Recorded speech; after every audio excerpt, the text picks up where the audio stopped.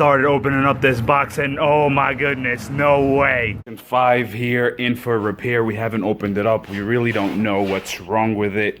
So let's go ahead, open it up, connect it to our testing station, and see what's going on.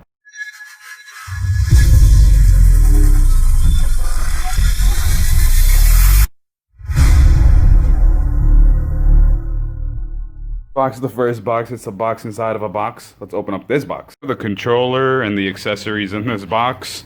He was kind enough to send everything in, I guess, because this is one of the firsts. This is the first. Look at this dual shock controller. That's pretty dope. I like it. I like it. And inside there's also a stand for this big monster. And the ticket says the PlayStation 5 doesn't turn off, it loses video, you can still hear the audio going. And here is the PlayStation 5. This one has a problem, so let's go check out what's wrong with it. Let's connect it, let's power it on. We connected the HDMI tester, says good. Alright, let's power it up. There it goes.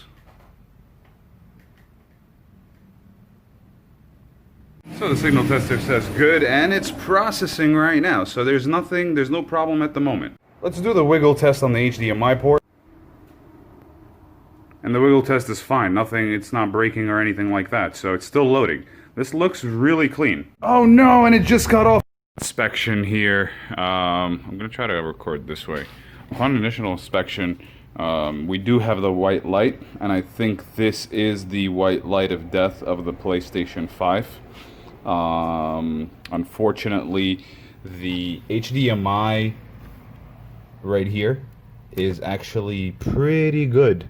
When we connect it, it actually reads that it's 1080i, and it lights up the screen.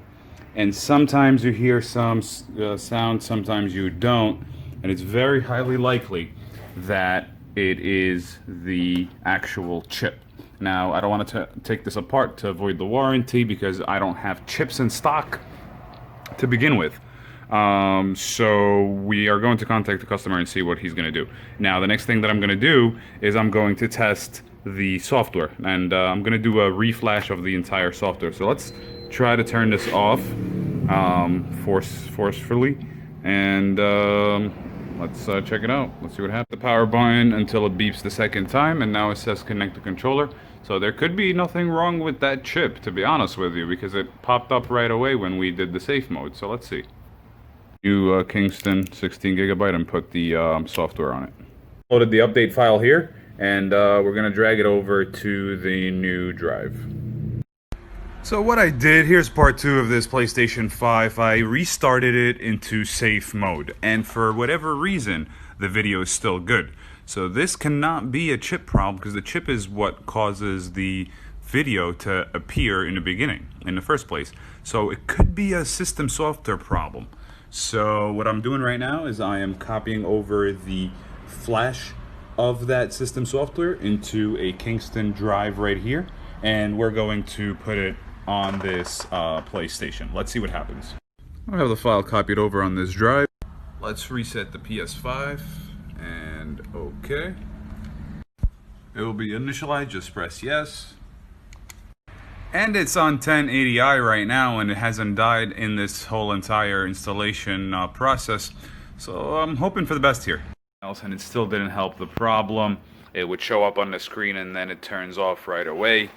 So I'm assuming something here with the data path, whether it is from the SSD to the controller or from the controller to the APU.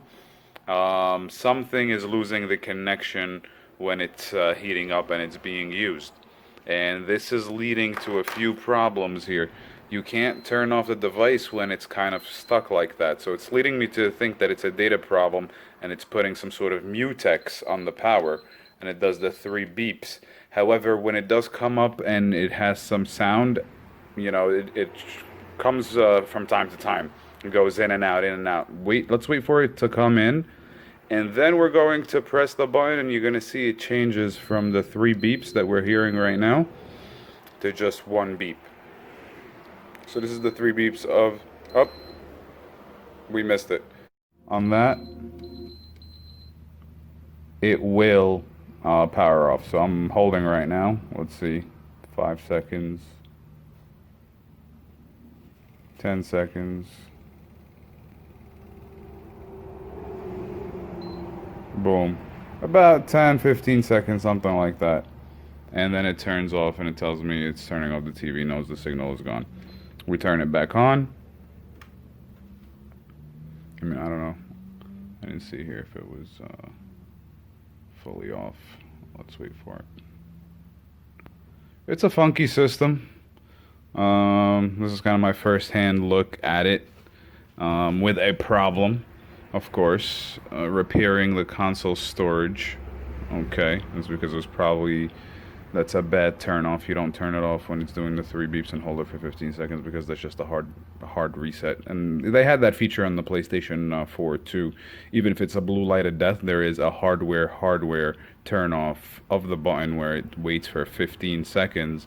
And you can actually turn off a BLOD by pressing on that. So let's put that down. Let's press